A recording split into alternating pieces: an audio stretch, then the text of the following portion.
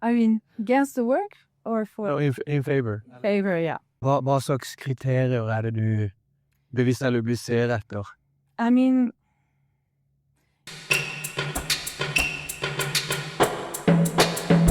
Erkjennelse, innsikt, kunnskap.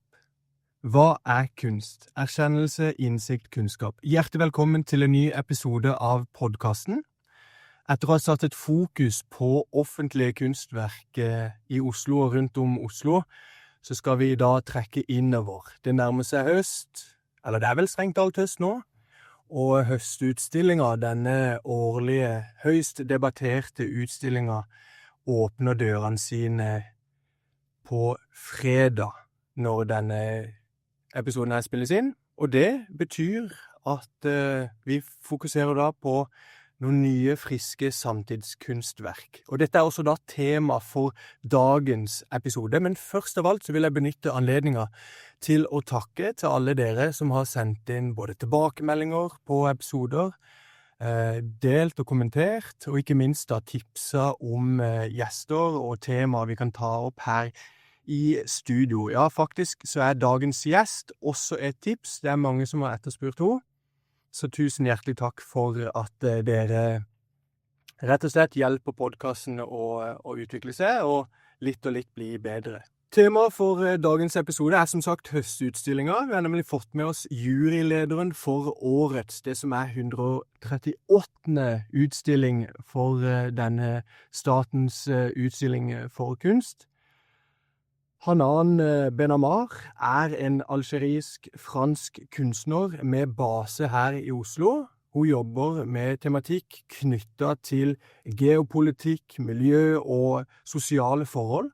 Hun en såkalt multimedial kunstner med utdannelse fra Kunsthøgskolen i Oslo, Kunstakademi i Nederland og en postmaster ved det svenske kunstakademiet. Hanan har også organisering og kuratering som en del av sitt kunstneriske prosjekt, og hun har vist kunst og deltatt og jobbet inn i kunstutstillinger i inn- og utland. For å nevne noen steder her i Norge, så har du visningssteder som Festspillene i Bergen, Bomhullsfabrikken i Arendal, hun har hatt performance på Nasjonalmuseet, og hun har hatt utstilling på Kunstnerforbundet. Hjertelig velkommen til podcasten, Hanan. Tusen takk. For å begynne med begynnelsen, klarte jeg å uttale navnet ditt riktig, Hanan Benammar. Ja. Veldig bra. Og også, holdt på å si, utdannelsene dine, var det riktig at, ja? Det riktig, ja. Ok, bra. Det var mange ting å holde styr på der. Vi hjertelig glade for at du har tatt turen til studio, både i kraft av ditt kunstnerskap. Det som sagt mange som har etterspurt deg her i podcasten, og har fått mange meldinger om det. Og ikke minst da som juryleder av denne høstutstillingen, som i år, som sagt, markerer 138 år på trappene.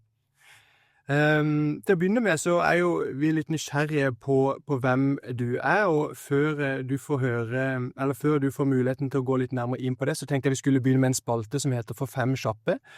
Og denne spalten, den består av at du svarer enten det ene eller det andre på enkle spørsmål knyttet til kunst. Høres det greit ut? Ja. Første spørsmål. Rubens eller Goldin? Golden. Aldri mer se et impresjonistisk verk, eller aldri mer høre dikt? Impressionistic work. Foretrekker du Kjartan Slettemark, eller Per Kleiva? Slettemark, ja. 10 fugler på taket, eller 1 i hånda? Vanskelig. 1 i hånda. Hans Zimmer, eller Taylor Swift? Hans Zimmer. Og til slutt, Artemisia Dintelescu eller Frida Kahlo? Frida Kahlo. Flott, det gikk jo helt supert. Var det noen du følte var vanskeligere enn de andre? Altså, nei, det synes jeg morsomt. Det blir litt sånn binær tenkning, men det går bra. Bra måte å åpne diskusjonen. Du synes ikke det enkelte her i studio, skal ikke nevne navn, men som mener at det blir litt for enkelt? Nei, altså, det er jo en podcast. Det må være litt enkelt i begynnelsen, synes jeg. Altså, og det er din kuratering, så jeg har fullt respekt for dette. Så kult. Ok, takk. Takk for tilliten. Og så, som sagt, så er jeg jo nysgjerrig, og det vet jeg også lytterne er på. Kanskje først av alt hva slags forhold du har til kunst. Du er jo kunstner og kurator og så videre, men hva slags forhold har du til kunst sånn privat? I mean, I guess for me it's actually the learning, to always be in a context where you learn new things, where you get utfordret, som dere sier på norsk. It's an opportunity to rethink yourself all the time and to be in doubt also, which I think is amazing in our times. And reflect and kind of sharpen your critical gaze. I think that's my relation to art now, and of course that relation has changed, like every relationship with people around us. It also changes with time. Yeah. Exactly. Og hvordan begynte det forholdet? Har du alltid vært interessert og glad i kunsten? Ja, også på en måte. Altså, jeg spilte musikk siden jeg var barn, 5 år gammel. Jeg spilte fiolin, and so I was very interested. Also, just this connection with an audience is very interesting, and violin is a very difficult instrument, and it takes many, many years before you can actually play in front of an audience, or it feels like that. It's not really true. I would not say that today, but it felt like that when you're a child. When you understand that there is this, you start to build this prestationsangst, you know, and this kind of very interesting, you know, this to understand these spaces where people come to look at art was something that interested me as a child, I guess. All these arenas where it's actually just to look at art, these different traditions of looking at art or listening to art or watching, you know, also the cinema, the theater, the concert hall, this kind of also relation to rituals, I thought was very interesting. And that's, I guess, what brought me into the art. And also because she play, I mean, at that time, at least, playing a classical music instrument, I felt like I wanted to make my own things and not repeat classical works from the past, but that I wanted to make my own work, which is a very different thing in a way.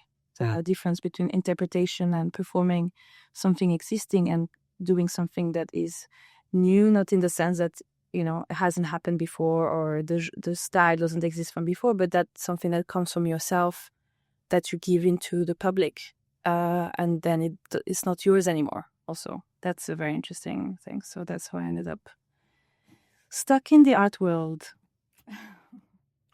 Og når begynte du å lage kunsten da? Når begynte du when I started to school, I guess, when I was 18, very young, when I started my BA, and then you start to, I don't know if I was already making art, but I guess making attempts to make art as a slight nuance to it, just to start to understand what, you know, the kind of the translation between what you want to do and an object or a situation or, you know, a statement, a materiality, or, you know, every kind of element that comes into, you know, what is it that I see, what are people saying, how do you make something understandable to some extent? I mean, I'm not saying everything has to be understandable in its full capability, but somewhat understandable to someone that starts from a blank page, you know, that has no background story from where you come from in your practice or whatever. So it's very interesting because I think lots of people think it's easy because you know, when people come into a room and it's already done, or, you know, we're so used to see things in a way and they are already finished. But that whole process to actually be able to develop a language that is nuanced and visual and all of this is pretty difficult without having 4 pages of text explaining what things are, which is not saying that should not happen, but it is an interesting utfordring to try to see how one can actually say something without, a whole explanation. Det er jo til syvende og sist, eller som regel i hvert fall et visuelt uttrykk. Ok, så du begynte først å på en måte ordentlig gå inn i dette med å virke som kunstner i en alder av 18, i det du begynte på en kunstskole da? Ja. Var det, hvilken av? I Frankrike. Ja, ok. Og så I did my first performance project within the school context. But my project was to infiltrate the Air Force in France. Okay. And that was going to be a performance without documentation, because you could not document from inside the Air Force. So then it was only going to be through storytelling. And then I managed to I actually got offered a job at the Air Force as collector of information. And then I chose to continue my art studies instead of going to the Air Force. And so I ended up in Norway for my MA. And then I did another MA in Netherlands, and then, Okay. That's an interesting performance there. So you joined the Air Forces in France? I didn't join them. I passed all the tests, and I had a lot of discussions, and they were very interested in my profile, because it's not so often they have art students that want to join the Air Force. And for me, it was also to kind of, I have a very strong anti-militarist sentiment, let's say, to make it a little mild. Yeah. So it was also a way to see how I could challenge myself and kind of enter an environment that is completely opposite in terms of value, in terms of system, structure, everything absolutely opposite to what I stand for, believe, live with, also everything. So that was just also an experiment for me to see how much I could stretch myself just through these discussions and these interviews and these tests and meeting, also having a sense of who are the other young people of my age that want to actually go to the Air Force or actually go to the military, which is the ground, that was interesting. And to understand also violence, how it's organized and how it's also voldsmonopol, the kind of legalization of violence, or it was the whole thing. Ja, og dette var, altså ved å lage det performance-kunstverket, ditt første performance-kunstverk, så fikk du anledning til å snakke om disse tingene. Var det litt av det kunstneriske? Yeah, they were also, I talked about it in my BA. So when I passed my diploma, which is the way it works, is that you have a jury coming from outside of the school and one of your professors. And then so the way it works, you show all your different works in a room or in a part of the school. And then I had the ground floor of the school.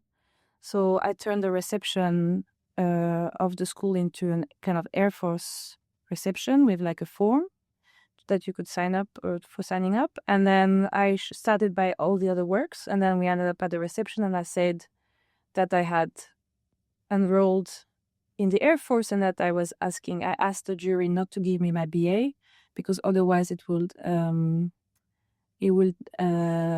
disrupt my plans to go to the Air Force, because I could not have, it's like a bit technical things, but I could not have 3 years after the baccalaureate thing.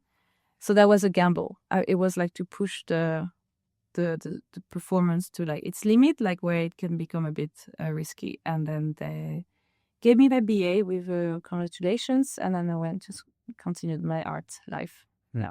Er du født, eller hvor har du vokst opp i Frankrike? I Paris, also i forskjellige deler av Paris på en måte. In the countryside, so first in the very center, then in the countryside, 50 kilometers from Paris, then in the poor suburbs of Paris, where there's been a lot of cars being set on fire that you probably have seen on TV, and also in the rich parts of Paris, or those rich suburbs of Paris near Versailles. So I kind of have a good overview of the whole kind of society, like how, around the from the farmer society to the more like, poor immigrant areas, and then more like rich upper class, the bourgeoisie and the aristocracy, and yeah. Mm. Og som kanskje kan være med på å forklare, altså det å ha vokst opp og liksom vært vitne til både ulikhet og mangfold, og kan være med på å forklare mye av den tematikken vi snakker om innledningsvis, som du tar opp i ditt kunstnerskap. Og så flyttet du til Politikk Norge og tok en mastergrad ved Kunstskolen, var det så? Ja. Hva brakte det hit? Var det tilfeldig, eller? Det var også, det er litt morsomt faktisk. Jeg spurte, I asked my professors in Paris or in France, like I said, like, yeah, I want to go abroad. I'm thinking about Norway or the Netherlands or Scotland. That was the other place. And then they said, you can go wherever you want, but don't go to Norway because the art scene is very small. There is no, it's completely in the periphery. It has like, it's just very insular. And I thought, that sounds nice. So I moved here. Yeah. Ja. Det er som et sitat that ble presentert her i sommer, at go big or go to Oslo. I don't know if maybe it's true today, but yeah, I mean, this question of big is also, I'm not so interested in this, the thing of the center and being seen and, attention economy. I think these are things that are problematic in the art world or the art worlds. And I think, I'm not interested in that, in this aspect. I'm not interested in going big. I'm interested in having, trying to do as the best work I can do, have good relationship with people, the people I work with, have the time to be around the audience as well. Like, this is more I like slow, I like, slow and steady. That's more my vibe. Det synes som det på riktig sted. Ok, vi kunne jo fortsatt på din biografi, men vi har mye på programmet her. Og derfor så vil jeg gjerne at vi skal snakke litt mer om noen av kunstverkene dine. Men først så vil jeg høre, det noen kunstverk av andre kunstnere som har vært viktig for deg opp igjennom? Som på en måte liksom utgjør en del av din personlige kunsthistorie? Interesting. I mean, for the work that I kind of like a bit known, so people can check it out. I guess like Malevich's work has been important for me somehow because it's I mean, I feel like I'm very cliche or something. It's very cliche. I'm sorry. Okay. White was it called White Square on White Square or something like this? Anyway, I was like maybe 17 when I went to Russia to see the work. It's very interesting because it's an abstract work. So when you see it in a book, it's just like it's a monochrome. It's a white monochrome. What's a monochrome? It's like one color. Okay. So it's one color on one color, and it's white. So it can't be. I mean, it's the most like uneventful thing you can think of. It's the opposite of everything else.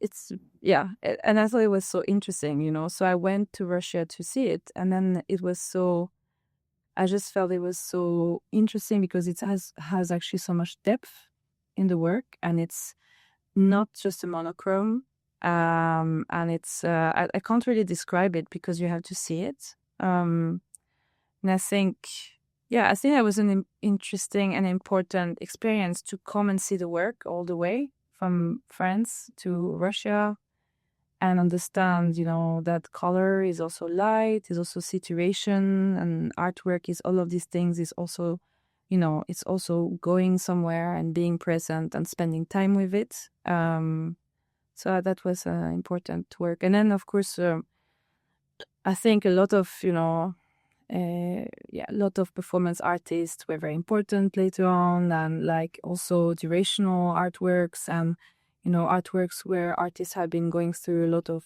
pain as well, or anger, expressing anger, or like, for example, works from Pipilotirist and artists like that. I mean, I can send you links afterwards, but like, I mean, it's it's many works also, but I think the meeting with Malevich was an important moment also to understand the kind of history of abstract and art, then in relation to also religion and Islam, for example, and to kind of patch things together. So like the kind of anti-figurative forms of art, you could say, or yeah. Dette lover godt for høstutstillingen 2025. So only monochromes in Høstutstillingen. It would be great, but no, we don't have that. Ja, men jeg elsker å høre dette veldig kult, og ja, jeg tenker vi nå går inn litt i dine kunstverk, og det første kunstverket som jeg tenkte jeg kunne snakke om, det er jo et teaterstykke som flere vil, holdt på å si, være mer eller mindre kjent med. Det må være, kanskje kunne sies å være det kunstverket som du har vært med å lage som er mest omtalt. Ways of Seeing, fra 2018, som var et teaterstykke, og som fikk politiske ringvirkninger og skapte mye rabalder. Bare vil du fortelle litt om det teaterstykket som jeg ikke har sett? Det var vel drøyt 800 stykker som løste billett til denne teaterforestillingen som etter hvert gikk på turné. I mean, what can I say that hasn't been... I mean, I would just say what has been said already, but Ways of Seeing is a theater play that kind of brings together different storytelling, you could say. One is about Rojava, what's happening in Kurdistan, and the feminist uprising to rethink society, basically, if I make it very short. I think my colleague Sarah Baban will not like the way I say it, but in a kind of simple way. And so it's about also for her observing what's happening there, going there, experiencing a completely different society, which is not based on ethnicity or nation state, but which is based on feminism, on ecology, on direct democracy, so completely different values than we can say Western democracies. And then there is The Ghost of My Father, that is performed by Ali Jabari, who my father was in the resistance movement during the Algerian War of Independence. And so he passed away in 2016, and then we decided to like kind of have him present in the play as in the shape of a ghost. So he comes into Ways of Seeing with his comments, with his stories from Algeria during the war and occupation, and the violence. He talks a lot about violence and what violence means in a colonial system. And then there is Ketil Lund, who comes on stage as himself, and who talks about the Lund Commission, about the surveillance of the state and illegal surveillance, legal surveillance. What are those differences? Who is targeted by that? What does that mean? And all of this. And then there is me, that is also performing myself, you could say. And I kind of set the premise for the play in the sense of the story, which is a pilgrimage into the west side Oslo, so Vestkanten, where we go kind of in a pilgrimage from house to house to understand who is supporting and kind of financing the far right in Norway. Okay. From both the politicians, the media, the financiers, so to understand how ideology and power are connected, basically. And so it is in that pilgrimage or in that journey that I meet Sarah, that I meet Ketil Lund, and that we meet the ghost. Yeah. This is Ways of Seeing, and this is what created the controversy, of course, because in the scenography you have like back in the scenographic backdrop, you see like still images. I mean, it's actually moving image, but it's very still images of the houses of each of the politician, media person, financer, and of course to connect, to connect money, power, ideology is always something that is very unpleasant for people, because it's suddenly not so simple or not so, it kind of brings a bit of flesh on the whole thing. And that was very unpleasant for some people. Og det var jo dette, altså særlig da responsen til daværende justisminister. Jeg vet ikke om vi skal oppsummere alt da, men hun endte vel opp med, ble dømt for å ha vandalisert sin egen eiendom, og derfor, og beskyldt noen andre for det, og derfor, eller indirekte dere da, og så derfor satt demokratiet i fare og fikk vel fengselsstraff for det. Selve teaterstykket da, tar jo opp, hva skal man si, hva en rød tråd her da, i det? Yeah, I mean, I think it's about racism, it's about understanding what racism means in different times and place. I think it's a very in a way fleeting narrative because you're suddenly in Kurdistan, you're here, and you're in Algeria. So it's also to kind of understand because the play starts with a monologue that I'm performing, and it's also about understanding the Breivik attack, like what has happened, why is the far-right party elected after there was an extreme-right terror attack of that scale in Norway, which is really like a rare, it was a really extraordinary event in that sense. For me to understand as a person coming from the outside, how do I make sense of that phenomenon that you have an extreme-right terror attack and then a couple of years later you have a far-right party coming into government. For me, it was just like a genuine question.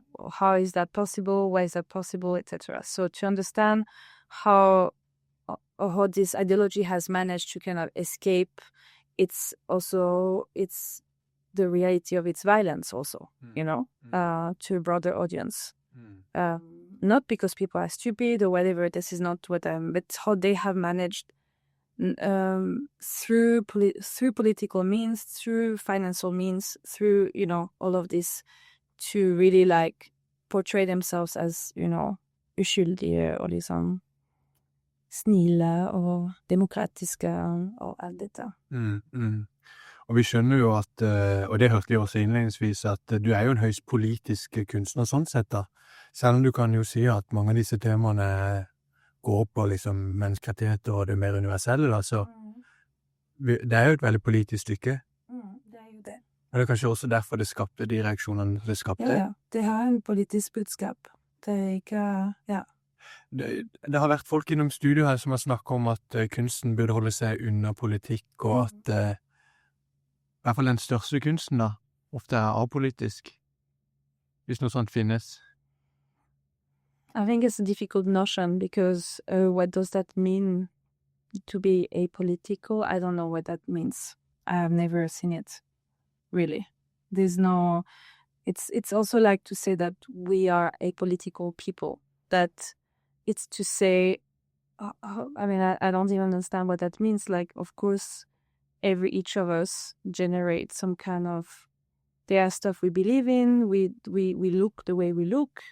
That's just like how random life is, but it's not like your body is outside of politics. There are a lot of politics involved in the way you look like, or the way you walk, or the way you dress, what you read, what you eat. Everything is, in my view, political in some ways, and I think there is perhaps a difference between engaging med vilja and engaging with a political aim and not wanting to engage. And I would say that even the disengaging is very political, because it's also about avoiding a political reality, which I think is also a political statement. So the whole thing of neutrality, which is a term that has been used a lot, is also like neutrality is not apolitical. Neutrality is a political action as well. And we can get back to that later if you want, but so I think, it's, but I'm not saying that everybody has to engage with politics or anything like that. There is also a difference between engaging with politics and engaging in a political way, or, trying to understand. I think for us, at least with ways of saying, I can say that it's also about understanding society.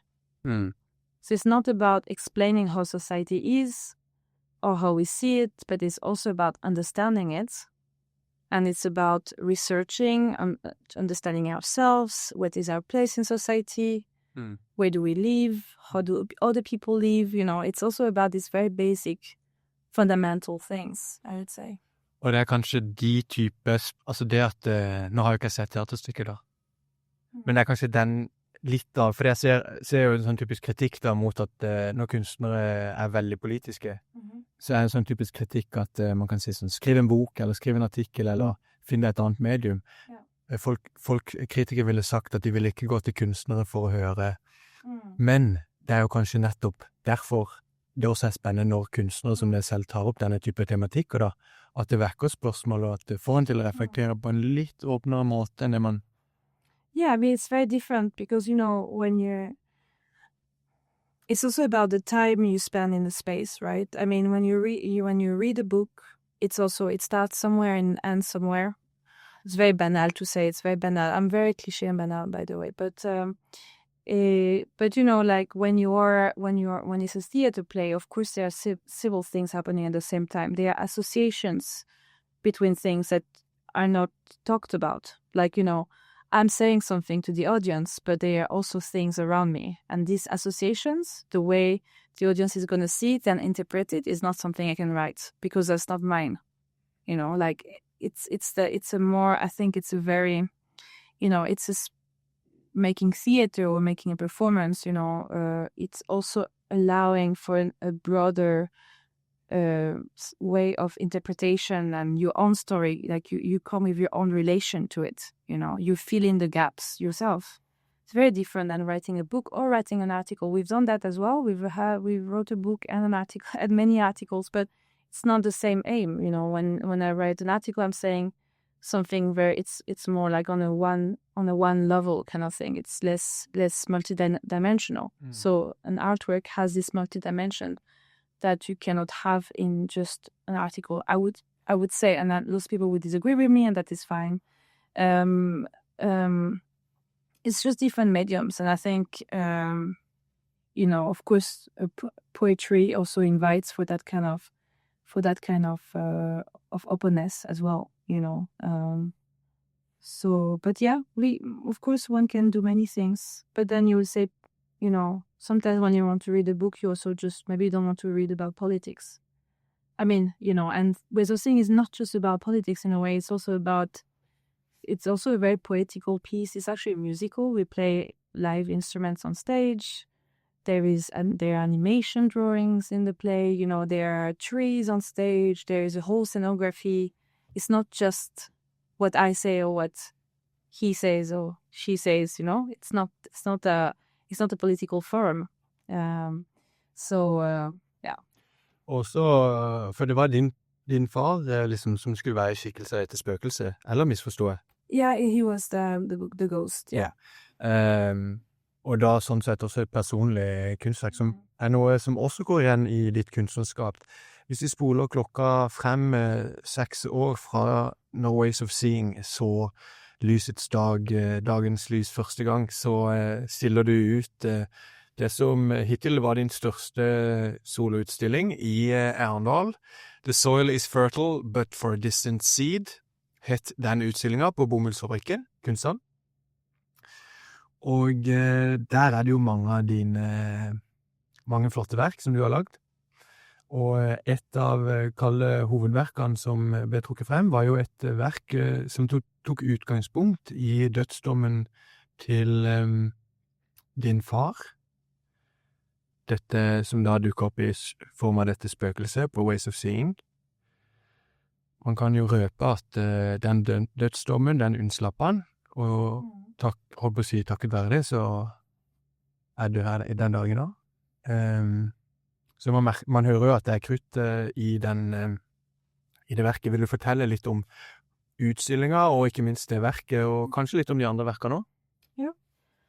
I mean, so the exhibition was a kind of survey exhibition where several works I've done the last years came together in the same space. The work you mentioned first, la forme spontanée de ma fureur, the spontaneous form of my fury, is the last room of the exhibition, and it's a sound installation with So it's a 4-channel sound installation with cassette tapes. Also it's like digitalized cassette tapes that were given to me at my father's funerals of one of his friends that had interviewed him about his engagement in the war, and the tapes were damaged, so it's like a lot of white noise on the tapes, and you hear a little bit of words, but it was kind of an interesting thing because of course war and conflicts, it's very important with personal and individual statements to understand how a war or a conflict has unfolded. So I was very excited when I heard there was a recording of him talking throughout the whole thing, but then it was of course damaged, and then I thought such an ironic thing as well, I find, because it's no matter how much people talk about the war, I think you can never really like understand what violence is until you experience it, I think, to a degree, and I think in a way I thought it was very fascinating that after all of these years what I caught was damaged tapes, and so I thought it was an interesting contrast, like or like this kind of abstraction of the sound, which was basically noise, which is also interesting because I've been interested by noise music and experimental music for a very long time. So to have this kind of situation of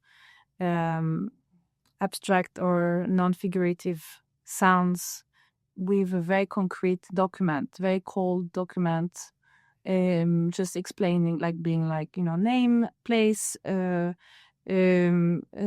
to death for, association de malfaiteurs. So that means basically like terrorism or, gathering criminals or, and this kind of space in between, right? Like, which is time, of course. And that he escaped, and he was never guillotined, as at the time it was the guillotine.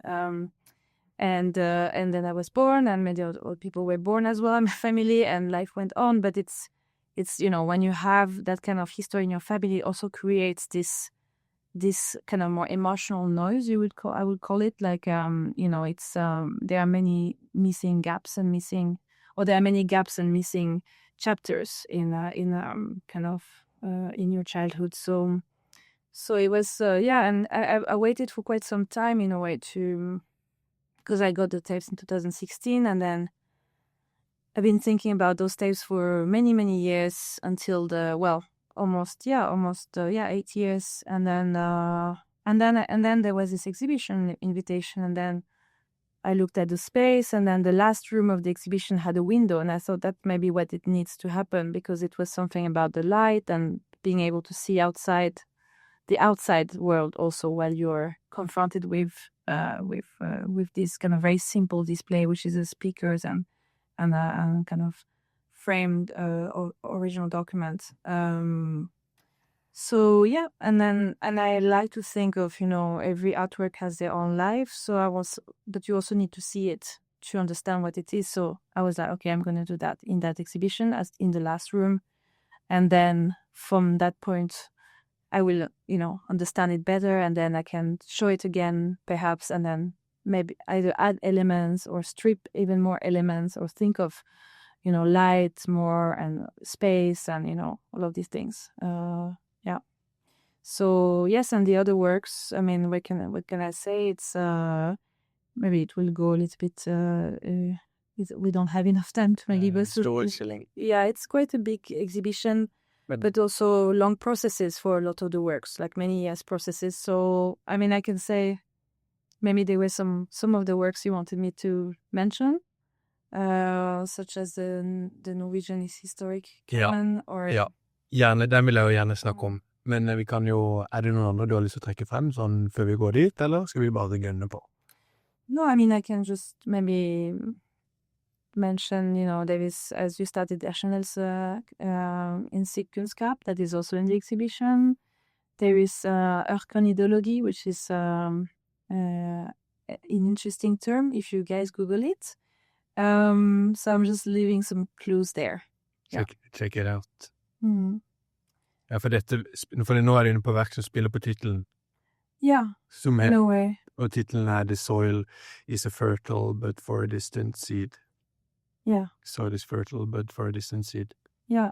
Yeah, and I mean, the exhibition starts with Erkjennelse and kunstskap just before you enter the exhibition. And then you enter Desert Garden in the first room, which is a work I've been working with for many years, which is a collection of botanical remains and seeds from desert areas. And many things. A lot of sound and performance and music and all kind of things, yeah.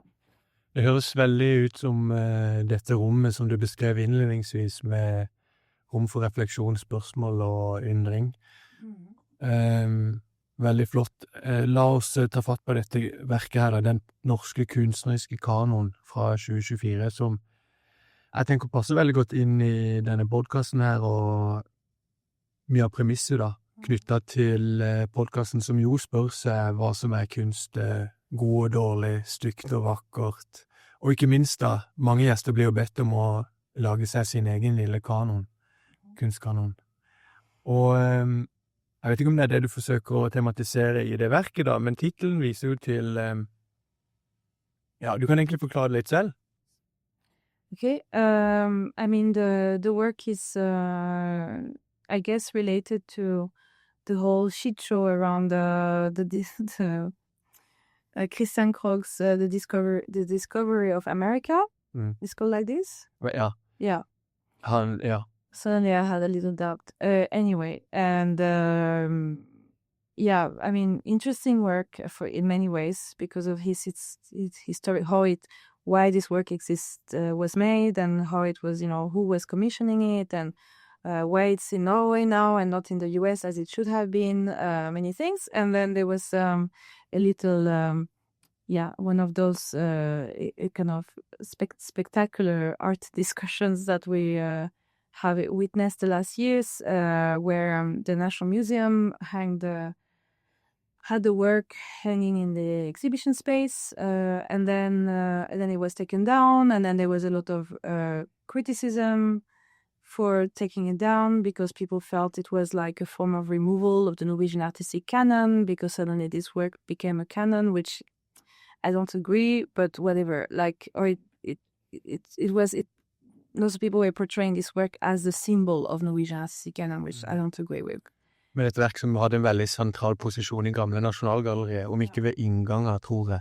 Så mange har hatt et nært forhold til det, men rent kunstnerisk, nei, så har det vel ikke hatt. No, and also politically, and there are many things. I mean, I think, let's say, like, to make it short, I would say that I don't think Christian Krog's work is kind of best represented in that work, let's say. It doesn't really pay tribute to his work, I would say, and it's very pragmatic work, which doesn't mean it should not be shown. That I think it should be shown and it should be problematized, and we can have a lot of seminars and amazing discussions about that work, actually. But anyway, I'm not working at a National Museum. Anyway, they took it down, and then they talked about, that it was a colonial work, and then people were very upset, and then it was put up again, and then taken down again, etc., etc. And then, it was a very very emotional discussion, and then there was, I'm not gonna mention the name, but there was a leftist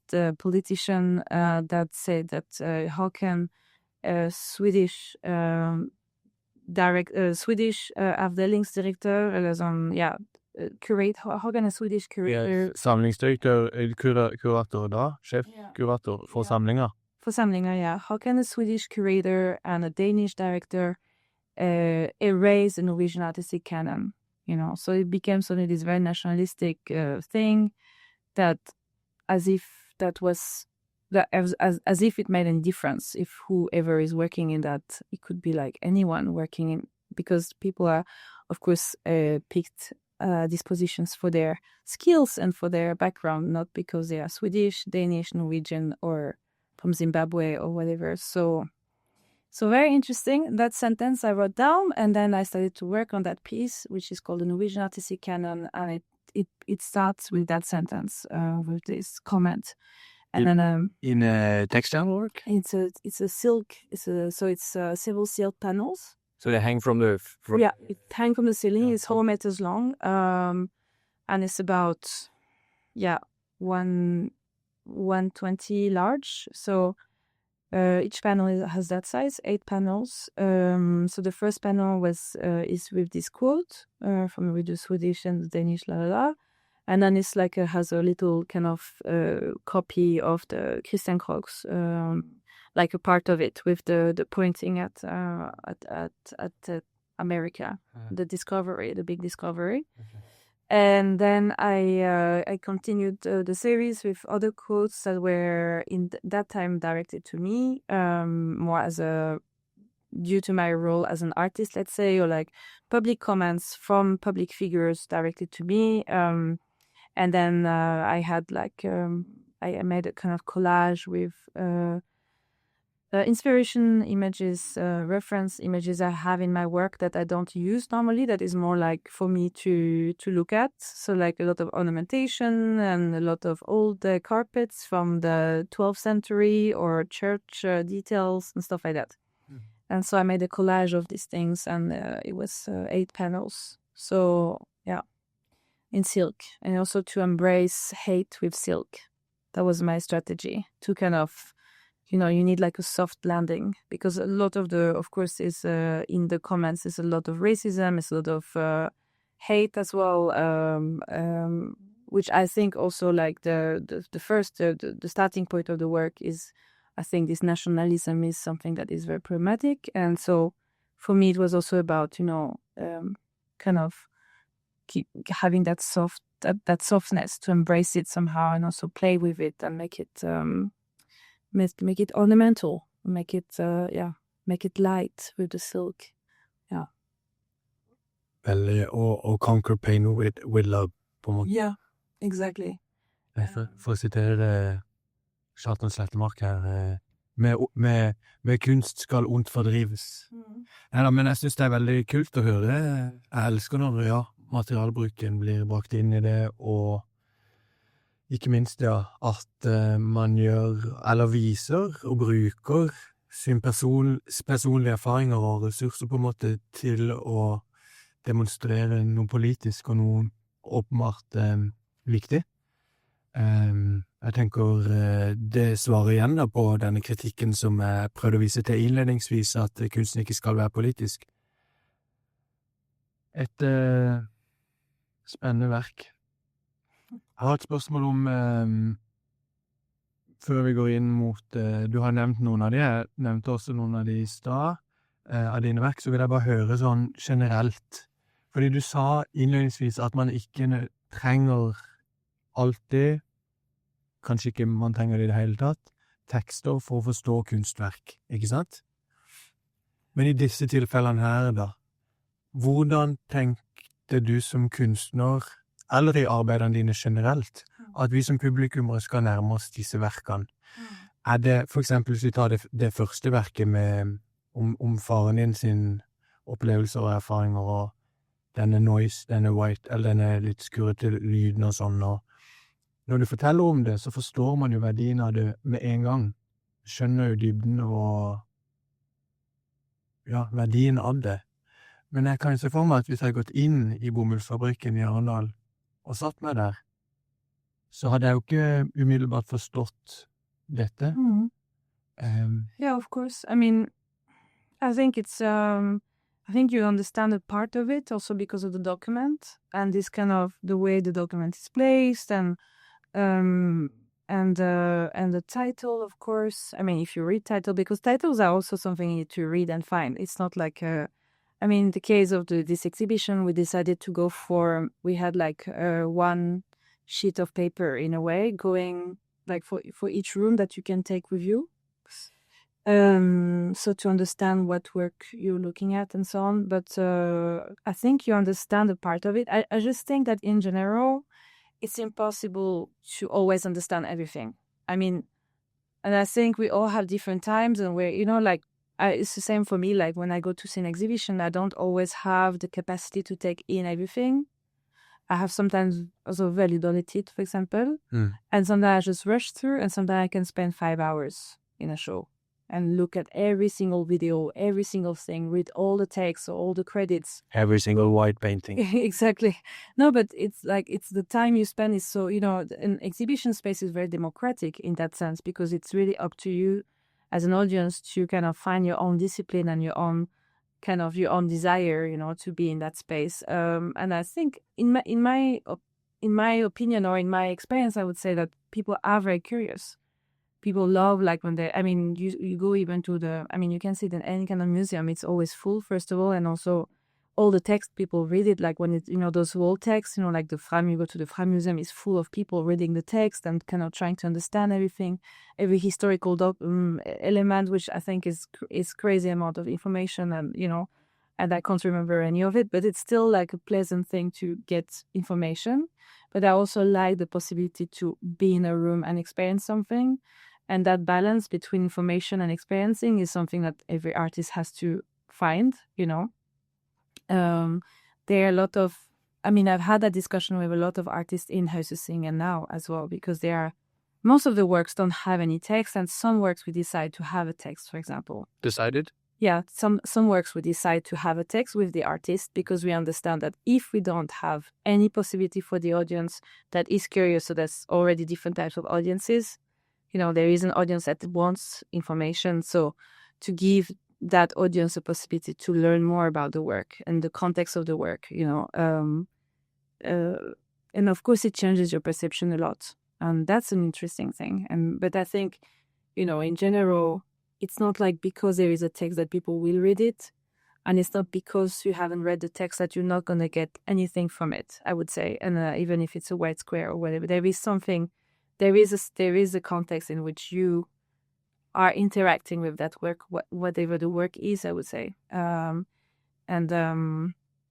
it's also about training the gaze. It's also about, and I think it's a training. I think for most people that also listen to us, I think, if you've been to one exhibition, you go to a second exhibition, and when you've gone to many exhibitions, you look at things very differently, because you get used to a certain language as well. So you're also thinking, okay, this reminds me of that other work, is there, you start to understand like the different types of art, for example, and this is part of the language that we share also, and it's the same for me. I'm not an expert in art. I'm an artist, and I look at a lot of art in a way, but like if you go to a completely different country, for example, that has a completely different notion of what art is, then you start from scratch again. If you don't understand the language, but it's not like if you travel and you don't understand the language, it's not like you don't understand anything. It's also and this is interesting. It's always so interesting when you go somewhere and you don't understand. Nobody understands you. You don't understand anything, but it's also such an interesting meeting, because you're just like, you also see what we have in common, and the thing that we completely different, and and I think art is also that, it's creating these worlds inside our own world in a way, and the possibility for change, for doubt, for discovery, for anger, for sadness, for all kind of things, for joy. Yes. So ideally, of course, we all dream of that, no? To people get into that room and then they understand everything, but that has never happened.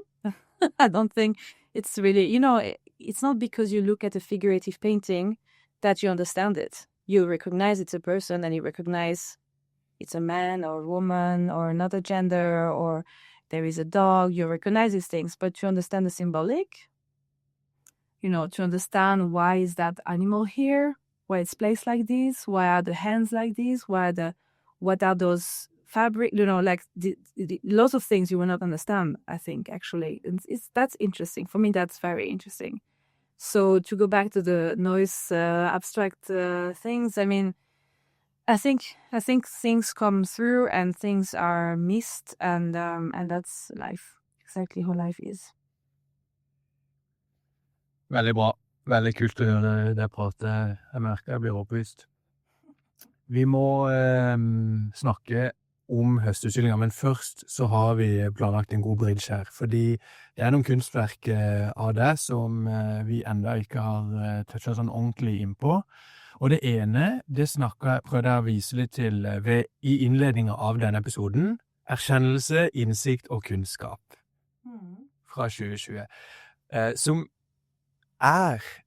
hvis ikke jeg tar helt feil, debuterte på Høstutstillingen, eller? No, it was my second work. Okay. Time, yeah. Jo, men det ble liksom første gang vist på Høstutstillingen. Ja. Og da, for nysgjerrige lyttere og kontekst, så var det første man møtte på trappa på vei inn i Kunstnernes hus, denne høyborga ved siden av slottet. Hvor Høstutstillingen nå i mange år har blitt vist hvert år. Og disse ordene, det jo tyngde i de, men det kanskje ikke ment så alvorlig som det høres ut, eller erkjennelse, innsikt og kunnskap. Denne marmorsteinen var også del av denne utstillingen i Arendal, sant? Vær snill å fortelle litt om dette verket. Yes, so this work, I think you introduced it very well. It's also a response to another work I exhibited in 2019. That was called Antiphony, which was which appeared in this TV program called Folkeopplysningen. And in that program, the guest is bringing, also the program leader is bringing a guest into an art historian. I'm not going to mention his name.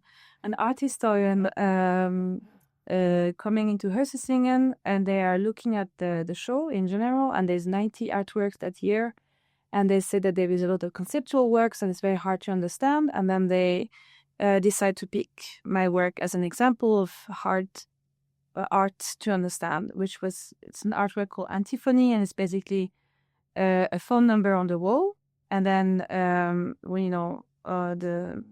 you call this phone number, there is an answering machine with different words, and you can pick a word, let's say, for example, silence, or chaos, or violence. Press 3 for silence. Press 3 for silence, press 2 for violence, whatever. And then when you pick one of these, when you press one button, when you choose a word, then it rings to another phone, and it's picked up by a person. So it's a performance without you seeing people, if it's to make it kind of simple. And of course it's it's a human answering machine, which is very messy and complicated, and many people behind the scenes, like trying to make the phone calls and having their life and stuff. So it's also part of the game in a way, if you could say like that. That's very maybe you call at midnight and someone picks up, and all of this, and it's based several words, so there is at the end always someone picking up somewhere at some point. And anyway, they took it, and so the only way the work is documented is through notebooks, so that the performers have a notebook. So when they have the discussions, they take notes of the discussions, and the discussions are completely anonymous and private, but then I get to read. That's I cannot call this number because they will recognize me, so it's my only privilege in the project is to read the notebooks afterwards. And I made also a book out of the notes, some of them, because it's very beautiful discussions and things happening in those discussions that are very, very, very interesting, and very also nesten som rørende noen ganger. And so they picked that artwork as an example in Høstutstillingen 2019 as conceptual art and difficult to understand. And then when the program leader asked the art historian about this work, the art historian says there is ingen erkjennelse, ingen innsikt og ingen kunnskap. And then he continues in the exhibition. There is a marble sculpture, and he says, but marble is art with a big A. And of course I was quite amused. I was a little upset in a way, because I thought it was like very cheesy program and very populist and very boring and everything. And I thought, okay, that's interesting. So I applied to Høstutstillingen again the next year with a marble piece, where it says Erkjennelse, innsikt og kunnskap. And then, of course, the art historian took it very personal, and claimed that it was his own artwork because it is his words, etc., etc. And I also like that the words were I mean, you could read about the background of the work, or you could just read, like, see the work. And then it's also, I think, a comment about expectations on art, expectation of institutions, expectation, of human activities in general. It has a slight reference to graveyard or memorials. So so you can read it in some ways. Like, you can understand there is something related to death, maybe, but also to the past, perhaps, or to something tragic that has happened, or something very heroic. It could also be because memorials are also there to honor people that have, fought for the nation or fought for rights and stuff like that. So I think it's very open to interpretation as well. And I also thought it was a hilarious choice of words, because if you translate it, also Erkjennelse, kunstskap, it's also it's words that are very close, like they're close to each other. So it's also like, what does it bring? What do they bring to each other? What are the nuances in that? So I thought it was interesting also because I have a big interest in, of course, history and knowledge and how we pass on knowledge. So I thought it was a very ironic or self-ironic gesture to myself as well. Yeah. In what way? Yeah, because it's also this way of recuperating someone else's terms, but making them positive, because his point is that there was ingen erkjennelse or ingen innsikt or ingen kunstskap, because also there to take them back and make them in a positive, like, here we are, here is erkjennelse, innsikt og kunstskap, liksom. I thought it was funny and a kind of interesting. I'm very, like, into satire and irony, and I think it's also kind of a pleasurable thing to be able to, play with things as well, and bring a little dose of joy to myself also, and to the broader audience. Veldig kult, Hanan Benammar. Det har vært rått å høre om. Jeg synes du snakker godt om kunstverkene dine. Takk. Jeg har hørt at kunstnere ikke er de beste til å formidle egne kunstverk, men jommen sa jeg smør. La oss gå inn i høstutstillingen nå, fordi det er jo litt av påskuddet for at du har sagt ja til å komme her i studio, at du er juryleder av årets høstutstilling. Og du var nestleder i fjor. Og kunstnere velges for 2 år av gangen, sant? Sitter igjen i juryen. Ja. Hva hvis vi får en glidende overgang her? For du debuterte da med dette verket, en Tiffany, på høstutstillingen 2019, og så fulgte du opp med Erkjennelse, innsikt, kunstskap i 2020. Og vi skjønner jo, i hvert fall er det åpenbart for meg, at dette her er ikke sånn som denne kunsthistorikeren sier, tappa for erkjennelse, innsikt, kunstskap, tvert imot. Men når du sendte inn disse verkene til juryen, er det da med en tekst som forklarer kunstverkene? Det regner jeg med. Ja. Det vil komme tilbake til måten verk blir antatt. Men først av alt, hva er høstutstillingen? Høstutstillingen is a group exhibition that takes place every year, which is organized by the Artists Union for Norwegian artists, Norwegian and Norway-based visual artists. And Høstutstillingen is also kind of an important historical exhibition, because it started as a protest against the bourgeoisie in the 1880s, and then and it was the beginning of artists organizing for their rights, organizing for kind of an acceptance of the state, of the broader society, as art being labor and artists being workers. You could say, and it's also, of course, a very important moment as a Norwegian nation, also Nasjonsbygging. So the artists had a lot of leverage, of course, because the work of artists is also very central in this question of nation state and what is culture and all of these things. And then slowly it developed into, a yearly gathering, I guess, for artists of the time. Of course, it was mostly men and mostly painters, and then it became also sculpture, and maybe some women were involved. And then it gave birth to the Artists Union. I mean, it changed names through times, etc. But basically, the Artists Union today is a result of Høstutstillingen and also later the Artist House. I can't remember exactly which came first and so on. But the kind of understanding that artists need a space together, just as other professions have. And so I guess it kept on living its life also because it accepted the criticism from the audience, from the other artists. There was a lot of criticism of Høstutstillingen throughout all the time, a lot of scandals, of course. For a very long time, different type of art were not allowed into Høstutstillingen, like textile art and photography. And so the photographers made their own union and they made the Forutstillingen, so som et motsvar til Høstutstillingen. So there is like a whole kind of ecosystem that grows out of this friction sites, which is Høstutstillingen. So it remained. I mean, essentially, it remained artist run. It remained within kind of the artist union. It has been the case for a very, very long time now, and it remained in the artist house for a very long time.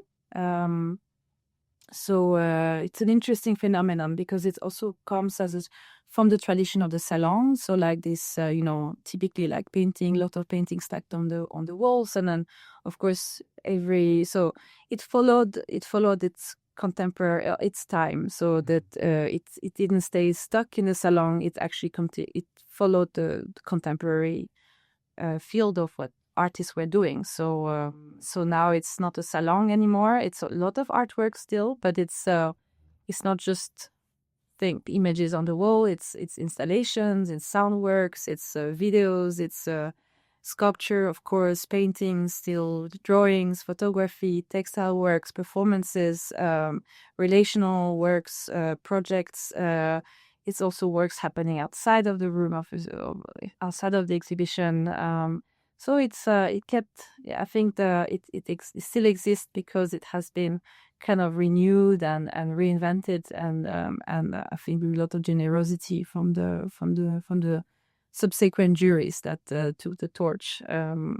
So yes, and it's also one of the very few, maybe perhaps the only exhibition where everybody can apply without having a kind of professional artistic background. There are lots of children applying as well. For example, this year we had a lot of children and amateur artists and all kind of people from very different backgrounds apply. And the only requirement is to have a link to Norway in some ways, or to be based in Norway, of course, or to be Norwegian, of course, and living abroad. That's also possible. And the work has to be recent, 2 years maximum. So these are the criteria. So. Really cool. Hva med, bare ta opp noen av de tingene du sa. Bare forklare det. En salong, det typisk det en gammel måte å vise frem kunst på. Ja. Henge opp masse bilder på veggen. Ja. Dette har... So we hire at home, actually, in a way. At home, this is how I hang. Yeah, in a way, like a lot of works and just on top of each other. No, very little curational thinking. It's not like you just I have this work and it's space. I put it here, and then I have another work. I put it here. Like this is a salon. Now I'm making it very banal and kind of almost a bit, maybe a bit. Rude for the salon lovers, but I also love salon. I think it's lovely as well. Men jeg lurer på, fordi for meg så høstutstillinger, altså sånn når jeg tenker på høstutstillinger med min begrenset kunnskap, så tenker jeg på, for jeg har hørt at det var Christian Krogh, og folk har forklart her i studio før da, at Christian Krogh og disse bohemene som hadde dratt på inspirasjon fra Frankrike, hvor da disse salongutstillingene en gang i tida oppstod, sånn som du sier, respons på borgerskapets hegemoni, altså makt over hva som var god og dårlig kunst. Og en sånn uenighet om at nei. I Frankrike var det impresjonister, eller? I hvert fall her i Norge så var det et eller annet sånn snack- og verksted. It goes in and out of, yeah. Ja, ok. Ikke sant? Also the realist movement is also very important for naturalists as well. Yeah, anyway, but yeah. Ok, men det stemmer det at det liksom ideen oppstår litt i Frankrike, That time, yeah. og så tar du det med til Norge. Yeah, and everywhere else, of course. Yeah.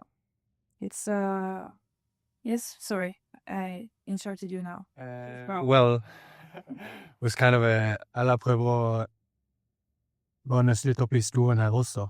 Et annet viktig kunstverk som jeg vet har en tilknytning til Høstutstillingen er jo Edvard Munchs på mange måter gjennombruddsverk Det syke barn, som har skapt ramaskrik på Høstutstillingen, og jeg lagde også for nylig en episode om Kjartan Slettmark som kommer på podcasten, og han har også hatt veldig mye med Høstutstillingen å gjøre, og blant annet, hva heter det, storma den, eller liksom litt refusert, men allikevel litt bra. Yeah, I mean, it's. I think what's fascinating for me with Høstutstillingen is that it became a forum also to discuss art, what it is, and of course a lot of controversial things. And as you said, like Slettmark, you know, imposing his work also, and so it's an arena for both for the artist and for the audience to meet, and also for the artists to fight each other. Because of course, artists we all have very diverse backgrounds and different understandings, and so it's not like one group. Artists represent society in its most kind of mindful way as well, and taste is complicated. So as you probably came across with your podcast as well, I mean, so it became, because of its insistence, I think, of existing every year. You know, it also became a place where artists could discuss and also discuss with a broader audience. And I think, of course, all the scandals and the conflicts or the frictions became, I guess, very juicy for the audience to follow, and a form of a way to also educate the audience and educate the artist. And, you know, it's also a kind of school in a way, I would say. A school in what? Yeah, you know, in a space of learning, you know, like this is also where you see what your colleagues are making, you know. It's, you know, from the whole country. So it's also a way that, you know, you're learning about what's happening right now in people's studios. You get feedback from the audience, you get feedback from the critics, you get, you know, sometimes very different feedback. You know, there's always someone that hates the show, and some people that love it, and you know, so it's a form of learning. I think it has definitely like this educational aspect to it, I would say. Du sa at alle kan sende inn kunstverk her. Det ikke noen krav sånn sett til hvem som kan søke om å bli antatt. Og hvert år så mottar da Høstutstillinger, eller det vel, som du sier, kunstnerforeninger. Det norske billedkunstnere? Hva heter den foreningen? Norske billedkunstnere. Som i regi av denne utstillingen, og som eier den, og det jo en salgsutstilling, så verkene til salgs. For og av kunstnere, på en måte, som du sier. Denne juryen da, som du da leder i år, og som du var nestleder av i fjor, hvem det dere? For det dere som vurderer disse kunstverkene som de sendte inn, sant? Hvem dere? We are a group of 6 artists, and we have very different backgrounds in terms of what we work with. Some, for example, Hanan Benammar, she works with with textile. Now I'm making it very short. So Hanan Benammar works mostly with textile. Ingeborg works with drawing, very long-term, very minutious drawings that takes a very long time to make. Lasse, that works with painting and installations. Fredrik works with kind of monumental sculptures, you could say, and sculptures in public space. So very used to also the public eye. And Hilde is a photographer. And then it's me. Did I forget anyone? I think that's it. Det should be yeah. Og dere får bare forstå litt sånn hvordan dette funker, så dere får en henvendelse fra Norske billedkunstnerforeninger om dere kunne tenke dere å sitte i juryen. Det sånn det funker? Yeah, we get first we get it's the grunnorganisasjoner that contact their different I mean, they get tips, I guess, from their members as well and so on, and then they contact us if we are okay to be nominated. And then there is an election. So the NBK makes the kind of they make the final list of all the artists that were nominated, and in different groups based on their skills. I mean, based on their knowledge, basically. And then the members of NBK vote for the jury. So then you can either go for the it's not the recommended group, but it's more like the NBK tries to simplify the task because it's like a lot of names. So then you have like a proposal from NBK, and this again is two people that are nominated to, or more the jury, a committee that is nominated through the landsmøte, which is every 2 years. It's a very complex democratic system, but anyway, so independent of the styre of NBK, there is other people coming in, other artists that make a proposal for one jury, and then as a member, you can either vote for that proposal or you can vote individually. So you can pick the artist you want in the jury. Right. And then the votes, so then goes the voting process. So I think so you vote both for the members and the varamedlemmer, so medlemmer, varamedlemmer, and then I think the people you vote for as members of the committee will get 100 points each time they are being voted upon.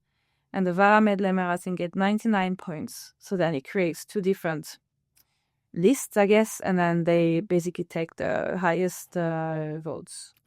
Yeah. Kult. Er det en gjev posisjon? Er det populært å sitte i juryen?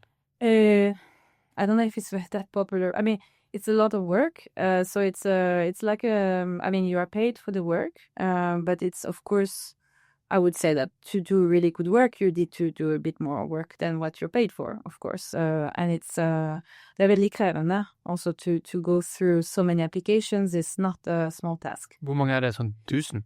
I think this year we had almost 3,000 applications, and each person or each applicant applies with up to 3 works. So it's about 3,000, between I think 2,800 and 3,000 applications, something like that, and then multiply by 3, so that's about between, I don't know, 6,000 and 9,000 works.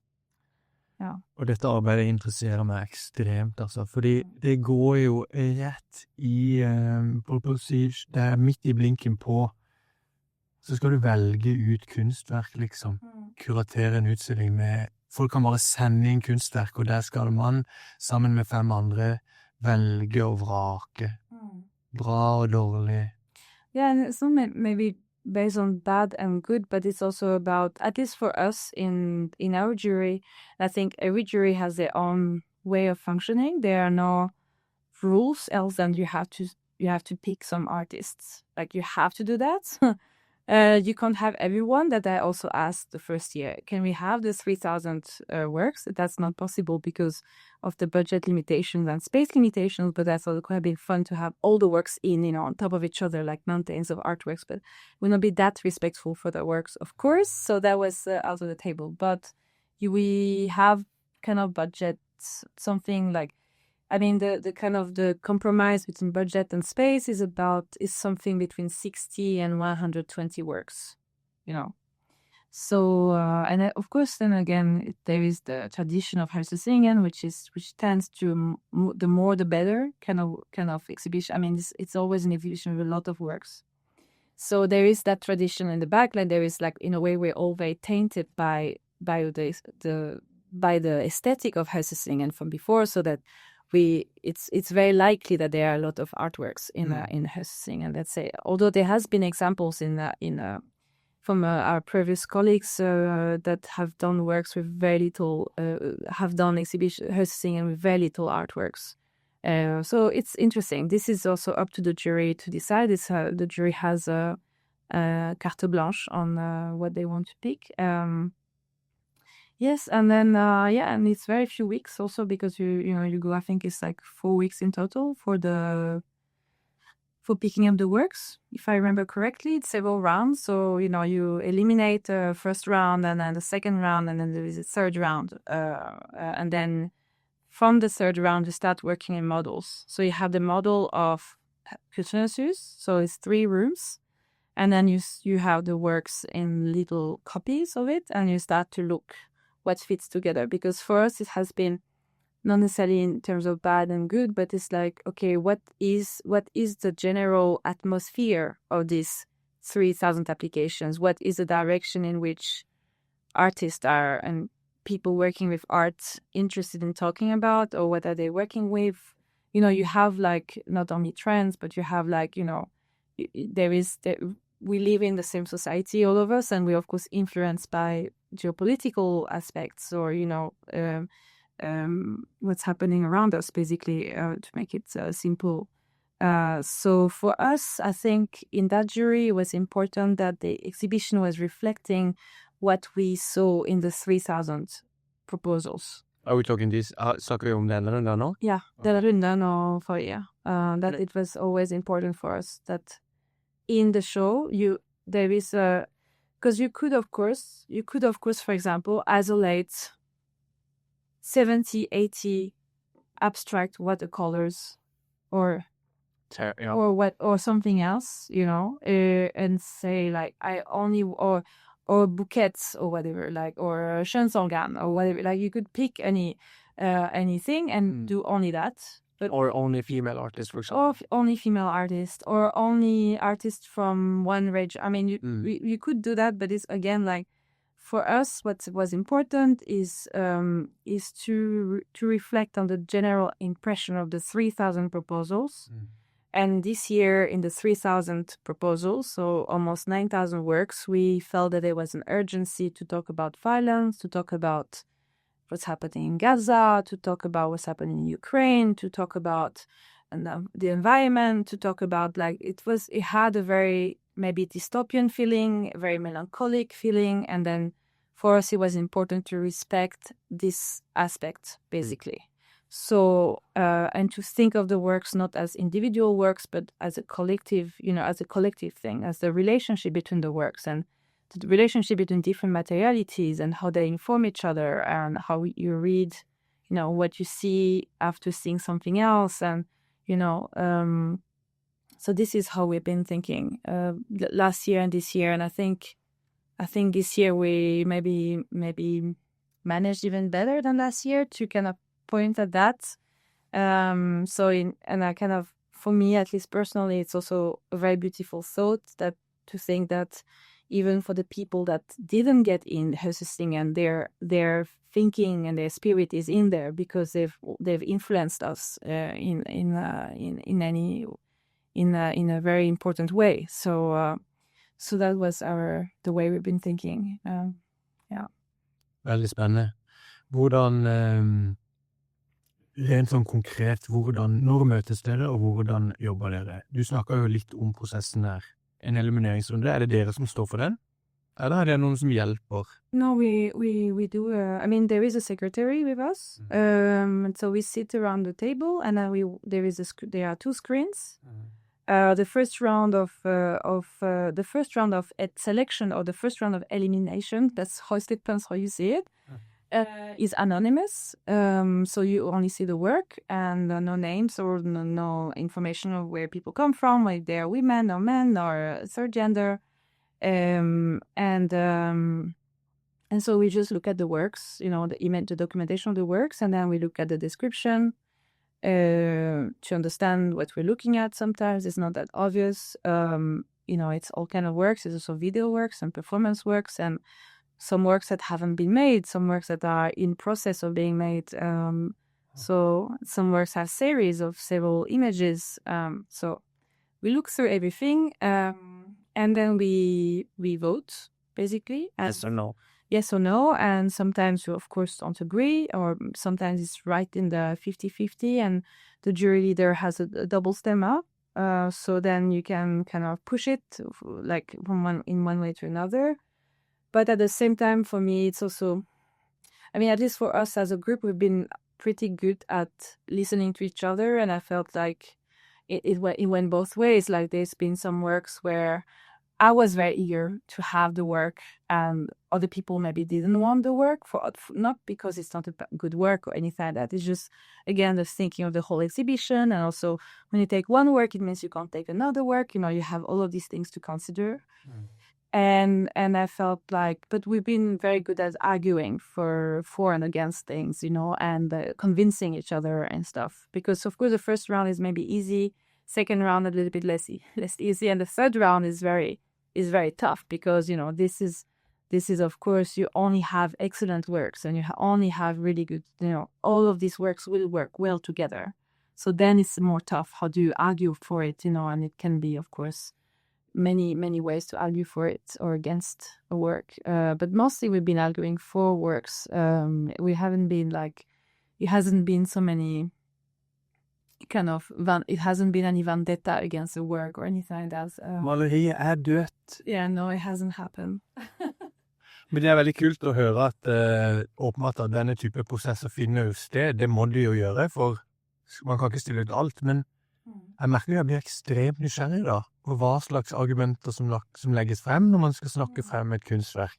It's interesting that you ask, because we actually started also a process. We have a researcher that is watching us now that round, that you're making a research. This is not public yet, so this is like a little juice, drops of juice for your podcast. But researcher that has been following us this round and will continue to follow the next juries to understand how juries select art. Wow. And because we also understand that this is, again, Høstutstillingen is that forum where you can do that kind of experiment, because it's so broad and you get so many applications. It's probably the most applications you will ever get for an exhibition, in Norway at least, and maybe in Europe, because I'm not sure. I don't think, those, the equivalent in Sweden is Valsalangen, and then in Denmark is Høstutstillingen. But I think Høstutstillingen is even more popular in terms of people applying and all of this. And so it's a very unique and interesting space.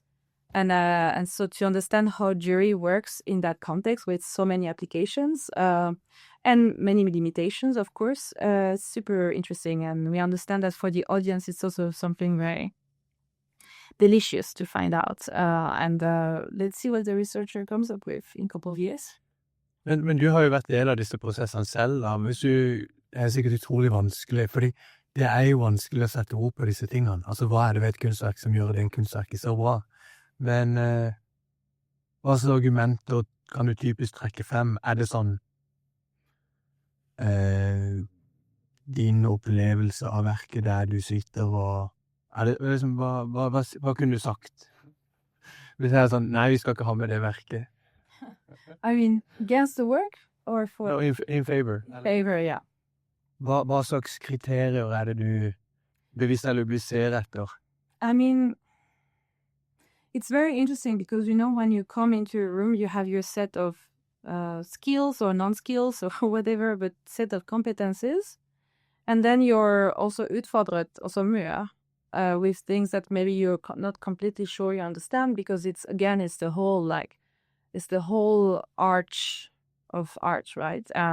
So, and maybe you're good at that little space there, and that's why what your colleagues are saying are going to be so important. Like, if photography, for example, how to understand an image, what is a good photography, it's for me, can be very difficult to know, or textile art. I have very little capacity on textile art, actually. But so I've learned a lot thanks to my amazing colleagues. So in some cases you're very eager because you're like, oh, that's amazing.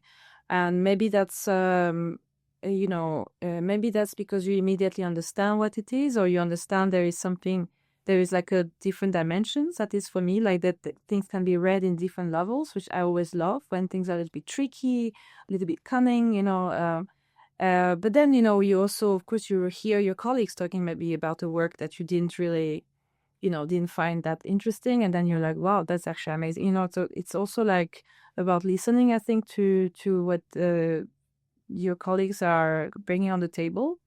And and I guess, of course, then it's how is the work done, you know, like the kind of course, the material aspect of the work, also håndverk-messig, kvaliteter ganske viktig. Ganske viktige, and then of course, like we read the text. It sometimes discovers things that you would not even suspect from a work in the text. So that's interesting because like it's tipping towards something I didn't expect. But also, you know, for example, to be very concrete, like we had a lot of works about Gaza, the genocide in Palestine. A lot of works made in solidarity with Palestinians, and then how.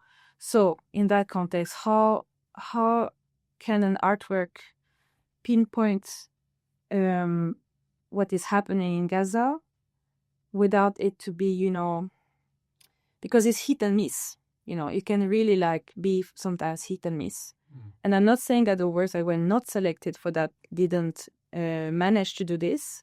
But it's also, you take chances and you're like, okay, we have, this work is very strong. This work is very strong, and it's kind of, it says something that needs to be said. You have, for example, there is a sculpture in the, I'm not gonna give names and stuff because you have to come and see the show, but there is a sculpture in the exhibition, which is basically a tiny replica of the leg of a child, the leg of a baby. So it's tiny like this, you know. And to have that sculpture, which is figurative because you recognize it's a leg of the scale of the actual child. It's not like an oversized or whatever. It's actually the scale. To have that in these big rooms. Because you have to remember those rooms are gigantic, very high ceiling, very light, you know, daylight and so on. What does that make to an exhibition, you know? When you also have, you know, other works that talk about violence in very different ways. So to find also these contrasts and to understand these scales and also the space, the empty space around that little leg, you know, which is also, of course, artists are in a way like we're all confronted with these graphic images of violence every day with the genocide in Gaza. So to it's also to understand, you know, how artists extract those images and also try to still make art in a time where does it matter that we make art? Does it matter at all? You know, it's I think lots of artists are asking themselves this question, right? Should we not just protest in the streets instead and completely quit making art? You know, it's many questions, like many doubts, I think, around that. Or to have a small graphic work of a presumably a parent carrying his child on the back, you know, tiny graphic like this. What does it make? And it's in this huge wall, you know, white wall. You know, so it's so I think for this aspect, you know, like how artists have managed to process the violence of the images we're surrounded with has been an important question.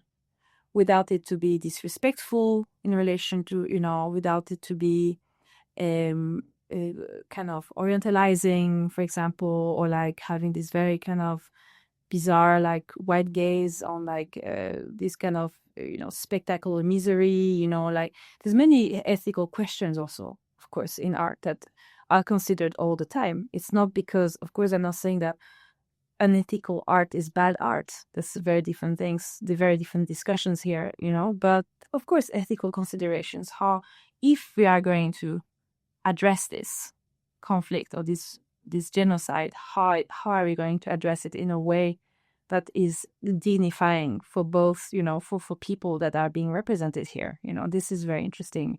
So these questions, I mean, we don't really have a lot of time to talk, but our jury has taken the time to talk a lot on all of this. And of course, the image of the other, the kind of how do we represent the other and all of these stuff, very important things.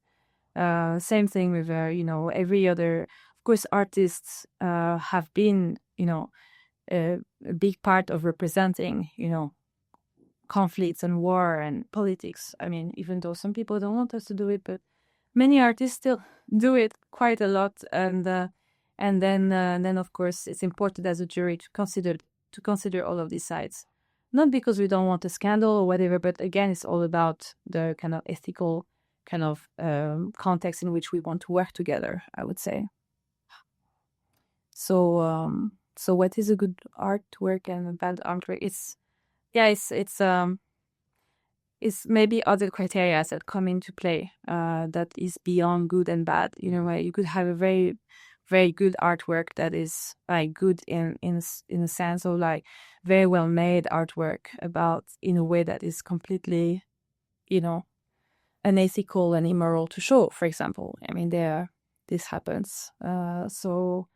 And then it's also we stand by our choices, and it's also the risk we're willing to take as a jury together, and be proud of the work we do and support the artists if a discussion comes, or scandal comes and so on, that we can stand by the work is important, of course. Er det Ok, så veldig spennende å høre. Er det sånn da, før vi begynner for det er noen spørsmål vi må også innom her fra Instagrammen som er blitt sendt inn. Det jeg bare lurte på da, er det, du sa at dere hadde blankt ark, altså at dere hadde frie tøyler, er det sånn at juryen, at ikke nødvendigvis høstutstillingen sånn jeg kanskje har tenkt på det,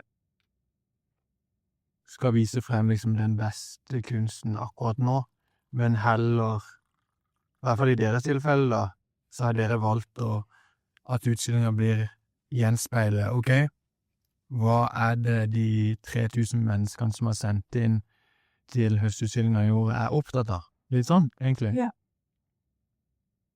La oss ta fatt på noen spørsmål. For inne på Instagram-kontoen til podcasten hva_er_kunst, så har vi spurt om lytterne og dere som hører på, holdt på å si, og dere som følger, har noen spørsmål til Hanan Benammar og juryleder da for høstutstillingen. Og det er det flere av dere som har gjort, og vi har ikke muligheten til å ta opp alle. Noen av de er litt sånn kommentarer på kunstverk som er sendt inn, som ikke nødvendigvis har blitt antatt. De tror jeg må la ligge, men... Sorry about that. Men du har jo fått sagt noen forbehold her da, som gjør at det kanskje blir litt mer klart. Flere spørsmål går på dette her med klassisk figurativ kunst, og jeg har jo også veldig lyst til å høre litt om det, for det er jo en typisk anklage som flere kommer med, har jeg sett, år for år. Et spørsmål lyder, hvordan har juryen forholdt seg til søkere med klassisk figurativt uttrykk? I mean, just like every other works, we have classical figurative art in the exhibition. It's been very also important for us to, in general, to have a representation of all the kind of art that is being made today in our way. So we, not that it's like we will, at least in our jury, I can say that we never take an artwork just because it's one thing. I had this question from because we have of course several artists that have indigenous background because they are part of Norwegian society, and they of course apply, which is very important. And there was I had a very nice chat with Kveni NRK, which is the channel for also Kvensk NRK. And the journalist asked me if we picked that artwork because the artist was kvensk, and I said, no, that's not why we picked the work, but we thought that the work was a very beautiful reflection on, the cultural heritage and the use of the materials, and that the artwork had, the works are chosen because of their high quality, high quality in general. But that's not because one work is something that it will be taken in. And I think in the case of specifically of classical figurative art, there was quite a small number of applicants, I think, from that you could say from that group. And there were some of them that we thought were really good and really important for the exhibition, and they are in the exhibition, of course. So it's nothing to worry about. And of course, paintings and drawings and some abstract drawings, some figurative. So I think we haven't had like a special relation to classical figurative art because it is classical figurative art. But we've been having a special attention to, in general, how each of the works can come together in a group exhibition and give each other's meanings as well, and to be part of a whole. So we've been always thinking more collectively on the exhibition rather than on the individual proposals. Og der stiller kanskje de klassiske figurative maleriene litt svakere, fordi de fleste driver kanskje ikke på med det i dag. Hvis man skal ta det kollektive hensynet, så har man litt minuspoeng fra starten av, kanskje, men...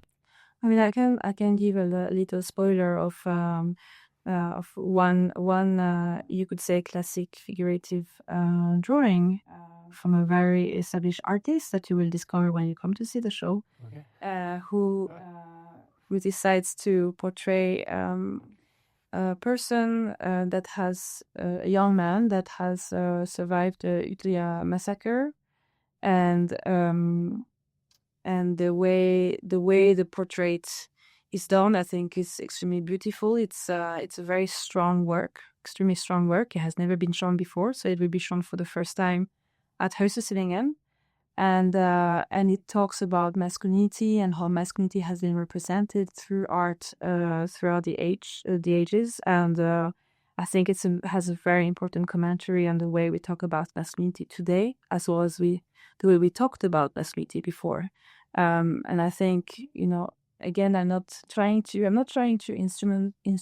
instrumentalize art, or I'm not, I think, every artist come with their very different background, but this is something I'm saying because this is, the artist himself has talked about it in his application and in his proposal.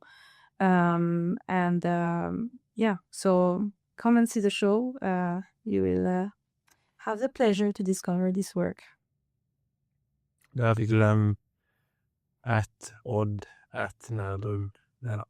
Ok, neste spørsmål er om de vurderer innsender bidrag anonymt. Det svarte du vel strengt tatt på. Yeah. Første runde er anonym. Yeah, and it's not, so the jury decides that. It's not a rule, but it's like a custom. Oh, yeah. So the jury decides if they want to review the first round anonymously or not. And we chose to do it anonymously for the first round. Hvorfor det?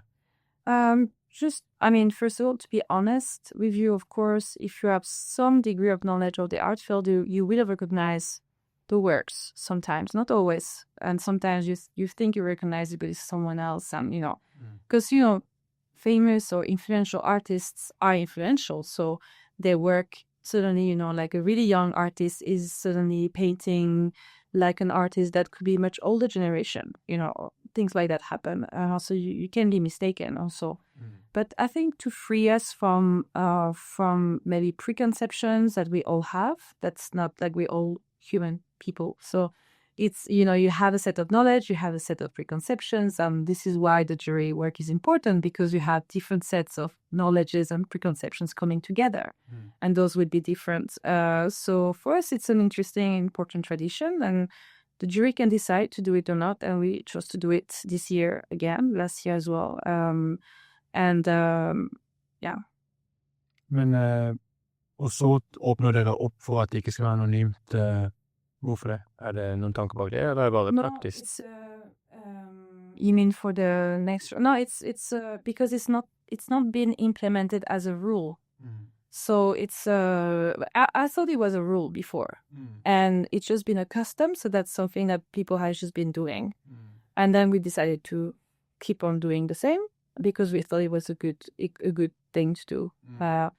And I don't think it will have changed a lot, but maybe. And I think that possibility that it changes a little bit the way we think, I think it's good. So, yeah. Det tror jeg. Men hva med runde 2 og 3 da? Fordi da de kanonimt vel? Da det kanonimt. Men da har dere allerede tatt en kvalitetssikring i første runde, kanskje? Ikke sant, Yeah. exactly. But I mean, but you know, the quality is not necessarily linked to the name. You know, you have amateur artists that can be really good artists, but they've just been, you know, doing their work on their own, you know, in their studio, or in their living room, or in their hytta, or in their garage. So we have also artists that we had never heard of before, and that's amazing. That's a pleasure always. Mye greier også å se. Litt sånn useriøst spørsmål kanskje, hvem vet? Hvorfor er kreative fremstillinger av kjønnsorgan i skummateriale evig aktuelt? It's a question to ask for the artist, I guess, but it's true that kjønnsorgan in general is still a thing. I mean, I guess if you look at society, it's pretty present. So yeah, artists are part of society. So yeah. Godt svar. Og så var det en her som hadde notert seg at det var flere performancer og debatt på programmet i år. Hvorfor det? I mean, I guess also to kind of challenge a little bit the exhibition format, to give more space for works that are coming into the space in a temporary way and engage with the audience differently. I've also been trying to kind of think of a way we can really kind of expand the way we think of the program in general. And when it comes to the discussions, we had a try last year. I mean, there's always been some discussions at Høstutstillingen, but we unfortunately don't have the budget for it. So this year we've been very early on applying for support. We got support from Free2, so that's an occasion to thank them for that. That's really amazing because now we can have a discussion every week. It's really good. And again, to kind of strengthen that connection between the audience and the artists has been important for us. So to å ta utgangspunkt i kunstverk eller kunstnerisk praksis for å ha en samtale, jeg synes er veldig viktig. So we have we had discussions about art and power, which is like now this on Sunday. We have 2 film screenings followed by a Q&A and a discussion with the audience. So one film about mental health and psychiatric facilities in Norway and how people have been behandlet. And then one film called The New Museum, which is a work that has been following the building of the National Museum for almost 10 years. And that's also a new film. And have the possibility for the audience to come with their questions and their comments is really amazing. We also have Forhold, a lecture about Palestinian art before the Nakba, so before 1948. So what was Palestinian art before Israel was founded as a state? I think for us was an interesting question and something we would like to see. Also to, again, like, we've been surrounded by these images of violence, and I think these images may have also tainted the way we think of Palestinian culture and Palestinian society, and to kind of bring back, you know, art in the forefront and to look at, you know, Palestinian culture from kind of way back, and was an important thing for us to do.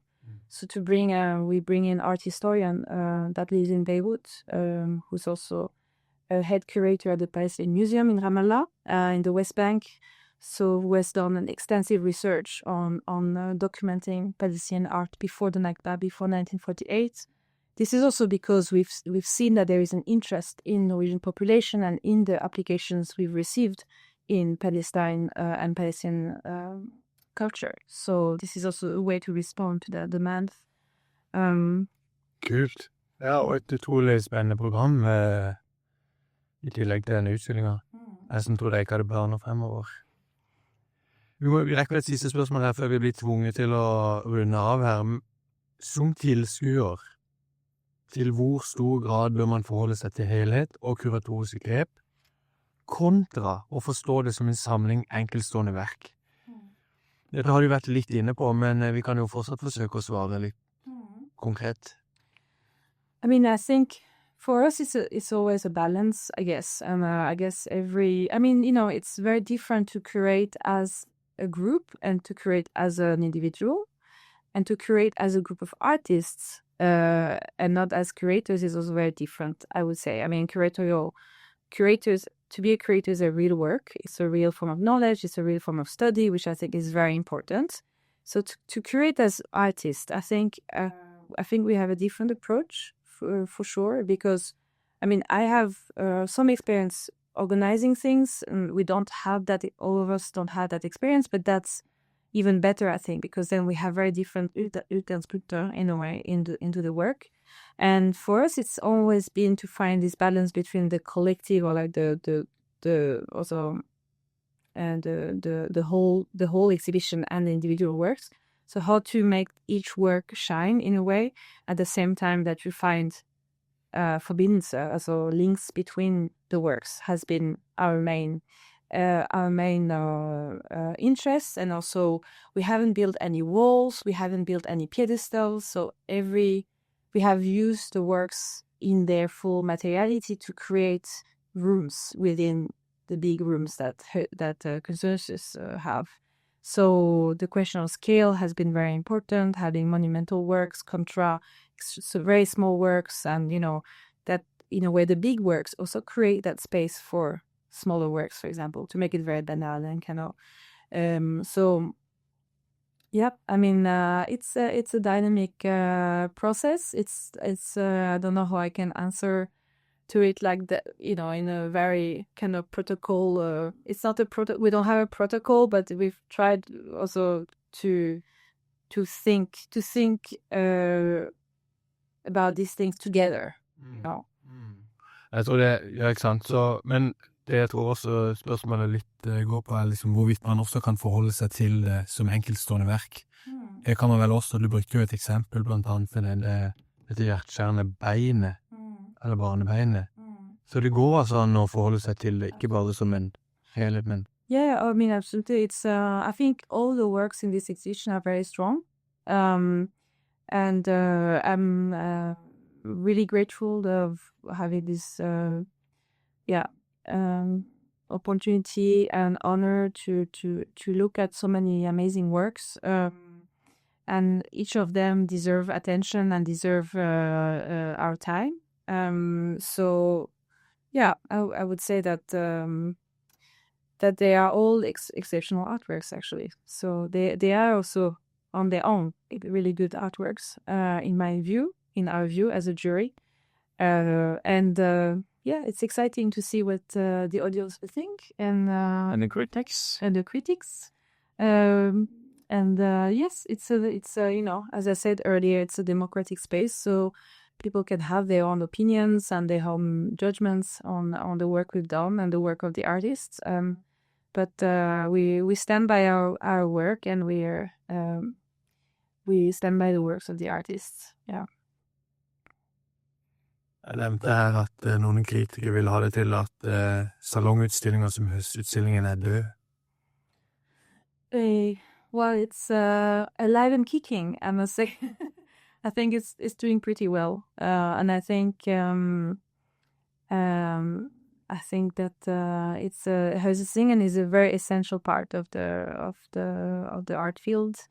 And I think, and I know that even when people criticize it, actually people also love it a little bit. I can tell that the rooms are filled with audience. Last year was filled with people every day, and a lot of school classes as well coming to see Høstutstillingen. And it's a very good space for learning, as I said earlier, and understanding what art is, what art can do. And I don't think there is any sign of death so far. Tusen takk til alle som sendte spørsmål inn til podcasten og bidro i denne samtalen. Tusen takk aller mest da til Hanan Benammar for at du stilte opp i podcasten og snakket så inngående om eget kunstnerskap, men også da om Høstutstillingen som du har vært juryleder for.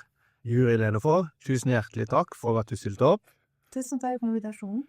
og ønsker deg lykke til med åpning. Det blir åpning på fredag. Fredag til kunstnere, og så lørdag til publikum. Som altså 6. september. Denne episoden her slippes torsdag 5. Torsdag 4. hvis alt går etter planen. Så løp og se denne utstillingen som, i hvert fall ut fra hva du har sagt her, virker veldig lovende og bra. Vi gleder oss masse til å se. Takk til alle dere som har fulgt podcasten hit. Jeg håper dere hadde glede av denne samtalen. Gjerne abonner i deres foretrukne podcastspiller eller på YouTube. Og del episoden med noen du tenker kan synes den interessant. Vi ses allerede tirsdag for en ny episode. Og i mellomtida, kos dere med kunst!